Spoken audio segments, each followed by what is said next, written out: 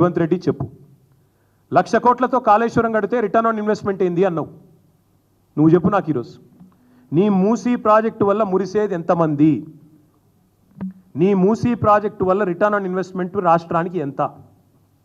నీ మూసీ ప్రాజెక్టు వల్ల 1 ఎకరానికన్నా నీరు వస్తుందా? సాగునీరు ఒక రైతు కన్నా లబ్ధి చేకూరుతుందా? అంటే ఇప్పటికే మూసీ కింద ఉన్న ఆయకట్టు కాకుండా నేను చెప్పేది కొత్తగా ఏమైనా వస్తుందా? Number 1 point. ఒక రిజర్వాయర్ ఉందా ఇంట్లో మూసీ ప్రాజెక్టులో? ఒక పంప్ హౌస్ ఉందా? ఒక అండర్ గ్రౌండ్ టనల్ ఉందా? ఏం లేకున్నా 1,50,000 కోట్లు అంటే స్కామ్ కాదా?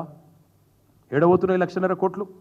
అందుకే నేను అనేది, మీరు మాట్లాడితే మీ రాహుల్ గాంధీ వచ్చి అన్నాడు ఇక్కడికి, కాళేశ్వరం ఏటీఎం అన్నాడు, కేసీఆర్కు బీఆర్ఎస్కు ఏటీఎం అన్నాడు.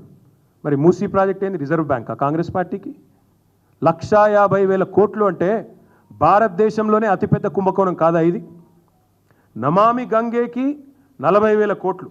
ఇంకా మీకు చెప్పాలి, ఇంకా ఉన్నాయి వేరే ప్రాజెక్టులు కూడా తెప్పించిన. ఇగో ఇది Sabarmati river front. Sabarmati river ఫ్రంట్కి మొత్తం ఖర్చు అది 38.5 కిలోమీటర్లు సాబర్మతి రివర్ ఫ్రంట్. దానికైనా మొత్తం ఖర్చు 7,005 కోట్లు. ఇప్పటికీ 7,050 కోట్లు. ఇంకా కొద్దిగా పని మిగిలిందట. 2005లో చాలా అయింది, ఇంకా నడుస్తున్నది. దాని తర్వాత యమునా రివర్ ప్రాజెక్టు 22 కిలోమీటర్లు ఢిల్లీ పక్కకు. ఇక దాని ఖర్చు 1000 కోట్లు, ఇంకా నడుస్తుంది అది కూడా. ఇక దానికంటే ముఖ్యమైనది మీకు కావాల్సింది ఇక గంగా. ఇప్పుడే చెప్పిన నేను మీకు, ఇప్పటికీ ఖర్చు అయింది నమామి గంగేలో 20,000 కోట్లు, ఇంకా 20,000 కోట్లు ఖర్చు అవుతుంది అనేది వాళ్ళ అంచనా. థేమ్స్ నది కూడా ఏదైతే ముఖ్యమంత్రి చెప్తున్నాడో అది కూడా మొత్తం ఖర్చు పెట్టింది వాళ్ళు దాదాపు 40,000 చిల్లర కోట్లు.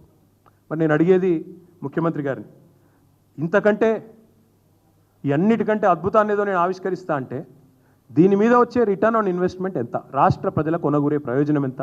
లాభం ఎంత? ఎవరి కోసం చేపడుతున్నావు మూసి చెప్పమని కోరుతా ఉన్నా. దీనివల్ల మురిసేటోళ్ళు ఎవరు? ఎగిరి గంతేసేటోళ్ళు ఎవరు? నిన్ను ఒత్తిడి పెడుతున్నది ఎవరు? నిన్ను